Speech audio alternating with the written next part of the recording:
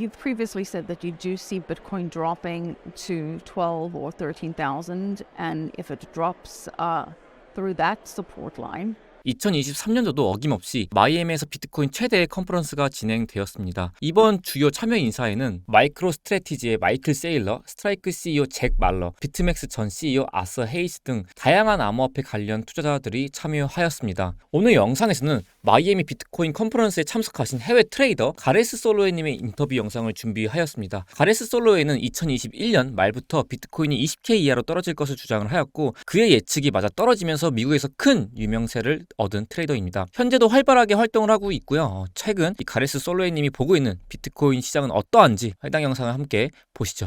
We are back in Miami for Bitcoin 2023, the world's largest gathering of Bitcoiners, and I happen to bump into one of them, none other than Gareth Soloway. Very good to see you. Thank you so much. Thanks for having me. Yeah, always great to have you, Gareth. Of course, you are the chief market strategist in themoneystocks.com and president of VerifiedInvesting.com and a fan favorite on Kitco. So saw you, had to pull you in for a quick interview. So Gareth, while we're here in Miami speaking, Fed Chair Jerome Powell is in Washington, D.C. speaking and moving the markets with his comments. He was talking at a monetary conference there.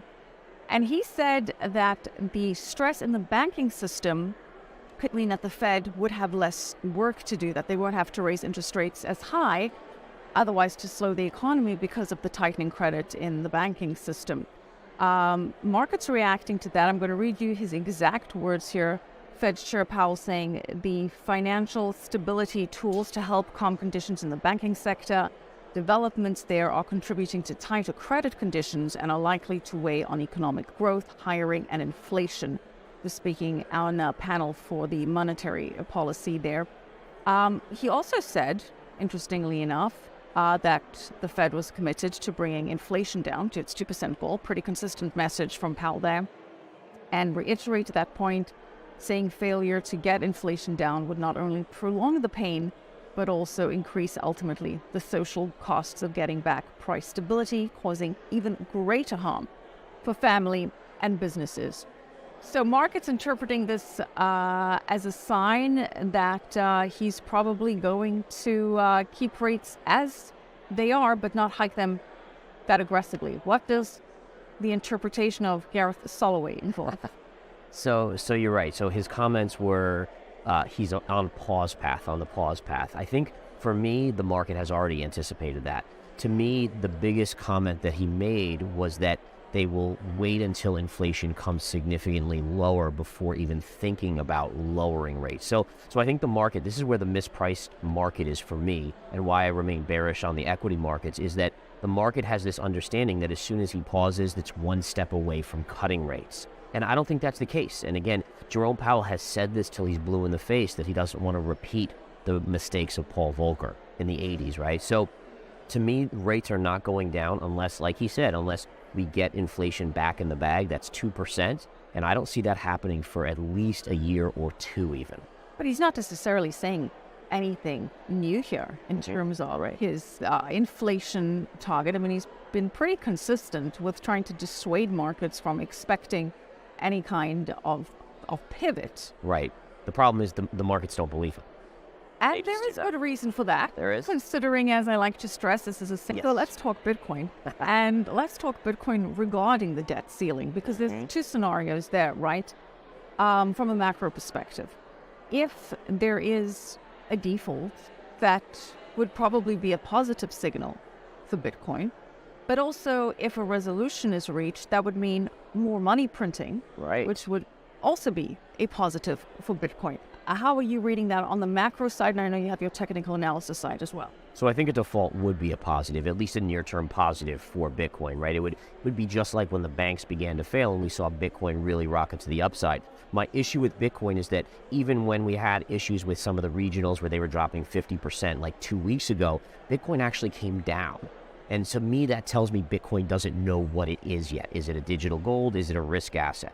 And so I'm in the camp that I think Bitcoin topped out at 30,500 recently, and I actually think we are going to head lower. I'm still in the camp that we're probably not making, we haven't made the bottom in Bitcoin yet. you've previously said that you do see Bitcoin dropping to 12 or 13,000, and if it drops through that support line, then it could go as low as 9,000 Yep. in 2023.